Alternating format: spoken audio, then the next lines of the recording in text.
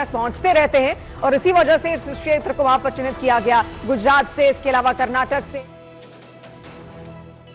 तो वापस पहुंच चुके ने, क्योंकि बीते ही कल दहशतगर्दा दे वाले पूरी वड्डी घटना ਨੂੰ अंजाम दिता गया। पहलगाम अटैक किया गया, टेररिस्ट अटैक हुआ है, जिस सब दे चलते 2 दिनी दौरे ते पीएम नरेंद्र मोदी कल ही सऊदी अरब दे ਲਈ रवाना होए सी।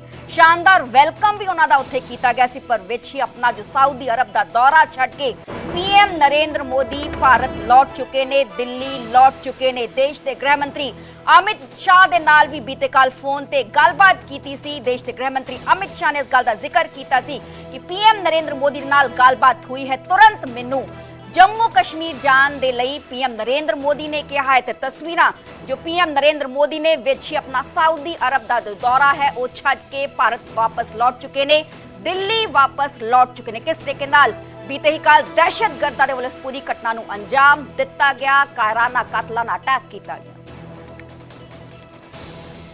जब वो भारत यहां पर वापस लौटे हैं तो कुछ नाराजगी है उनके चेहरे पर भी, यहां पर गुस्सा भी है। देखिए, हर भारतवासी के मन में बेशक यहां पर गुस्सा है। अब आगे की जो रणनीति है वो किस तरीके से नीरज तय की जाएगी, कितनी देर में सीसीएस की बैठक? देखिए, अब से थोड़ी देर बाद हाई लेवल मीटिंग होगी और इस बैठक में प्रधानमंत्री नरेंद्र मोदी के हाव भाव का आपने जिक्र किया। न्यूज 18 इंडिया के दर्शकों को बता दें, महज 10.5 घंटे के आसपास का वक्त उन्होंने सऊदी अरब में बिताया। जब प्रधानमंत्री को यह सूचित किया गया कि पहलगाम में एक बड़ा आतंकी हमला हुआ, तुरंत प्रधानमंत्री नरेंद्र मोदी ने अमित शाह से फोन पर बात की और उन्हें निर्देश दिया कि वो खुद श्रीनगर पहुंच जाए। उनकी गंभीरता का अंदाजा इसी बात से लगाया जा सकता है कि खुद पहले अमित शाह को कहते कि आप पहुंचिए वहां, क्योंकि उन तक जो है तमाम जो जानकारियां है वो पहुंच गई थी। दूसरी अहम बात की अमित शाह वहां पहुंचते हैं, प्रधानमंत्री नरेंद्र मोदी ने शाम तक ये तय किया, पहले से बातचीत चल रही थी। आमतौर पे जब विदेशी दौरे पर इस तरह के कार्यक्रम पे पीएम जाते हैं तो विदेश मंत्रालय भी तमाम चीजें, हर कार्यक्रम की अपडेट तुरंत के तुरंत हम लोग तक भेजता है। प्रधानमंत्री कार्यालय की तरफ से भी अपडेट्स आते हैं।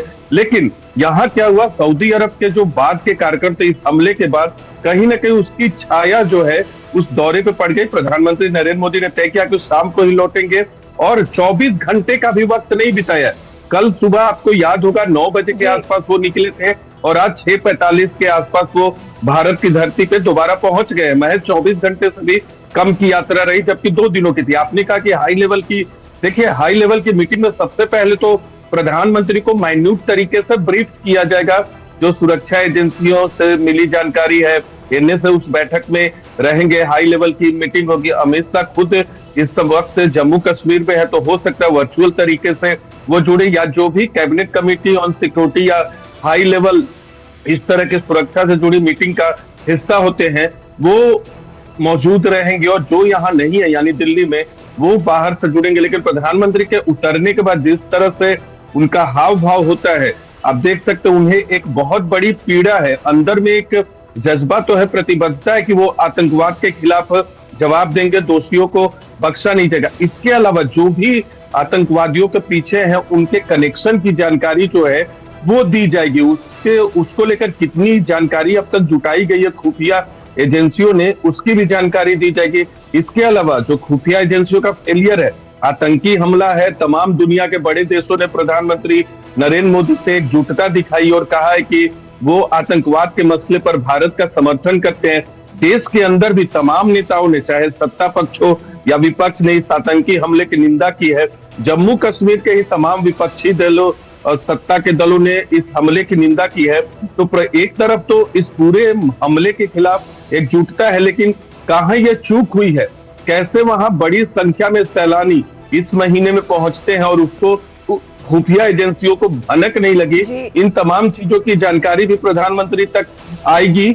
और उसके बाद क्या कार्रवाई करनी है, खासकर पाकिस्तान को लेकर क्या कार्रवाई करनी है, इन तमाम चीजों पे चर्चा की जाएगी। और नीरज, इसके अलावा खास बात ये देखिए, पूरी दुनिया की नजर है, ये हमला यहाँ पर होता है, आतंकी साजिश को अंजाम दिया जाता है, पूरी दुनिया इस पर ट्वीट करती है। बड़े बड़े राष्ट्राध्यक्षों ने इस पर ट्वीट किया, श्रीलंका की ओर से, पुतिन की ओर से, ज़ेलेंस्की की ओर से, ट्रंप की ओर से। सऊदी अरब के प्रिंस ने कहा हम आपके साथ हैं। गुयाना के राष्ट्राध्यक्ष लिखते हैं कि ये दहशत फैलाने के लिए किया गया, डर का माहौल पैदा करने के लिए किया गया। मतलब दुनिया का हर राष्ट्र इस वक्त साथ दे रहा है। इटली की प्रधानमंत्री जॉर्जिया मेलोनी की ओर से ट्वीट आता है, ओलाफ शोल्ज की ओर से ट्वीट आता है, हर कोई ट्वीट करता है। और इसके अलावा ये और महत्वपूर्ण इसलिए है, खुद प्रधानमंत्री वापस लौटे, कुछ देर बाद वित्त मंत्री निर्मला सीतारमण वो भी अपनी अमेरिका दौरा से वापस लौट रही है। यानी कि एक बड़ा संकेत, क्योंकि पीएम कह चुके हैं कि करारा जवाब दिया जाएगा। अब वही जवाब यहां पर भारत सरकार की ओर से तय किया जाएगा। नीरज, देखिए, बिल्कुल तय किया जाएगा आतंकियों, सरकार की तरफ से आतंकियों के खिलाफ। एक जानकारी दे दे आपको न्यूज 18 इंडिया की तरफ से, अमेरिकी उपराष्ट्रपति जेडी वेंस भी इस वक्त भारत में मौजूद है। कल जयपुर में भी उनका कार्यक्रम था, वहां हमारी मौजूदगी थी। तो जेडी वेंस की मौजूदगी में आतंकियों ने इस हमले को किया है, इस हमले को अंजाम दिया। तो अपने आप में आप देख सकते हैं कि किस तरह का वो संदेश देना चाहते थे। उन्हें पता था कि जेडी वेंस भारत में मौजूद है। और आपको बता दें, न्यूज 18 इंडिया के दर्शकों को एक महत्वपूर्ण जानकारी देना चाहेंगे कि आज से ठीक 25 साल पहले जब तत्कालीन राष्ट्रपति बिल क्लिंटन भारत आने वाले थे, उसी दिन ऐसी साजिश रची गई थी। एक बड़ा हमला किया गया था अनंतनाग में। तब 36 सिख समुदाय के लोगों की हत्या की थी आतंकियों ने। तो आतंकियों के पैटर्न को आप समझ सकते हैं। जेडी वेंस ने भारत में रहते हुए इस हमले की कड़ी निंदा की है। डोनाल्ड ट्रंप पहले ऐसे नेता हैं दुनिया के जिन्होंने प्रधानमंत्री नरेंद्र मोदी से इस हमले के बाद बातचीत की। और आतंकवाद के मसले पर भारत और अमेरिका का स्टैंड जो है वो एकजुट है, और दोनों देश इस मसले पर एक साथ बेशक ये अपने आप में बहुत बड़ी बात है कि जब अमेरिका के उपराष्ट्रपति यहां पर हैं, उस दौरान यह हमला हुआ।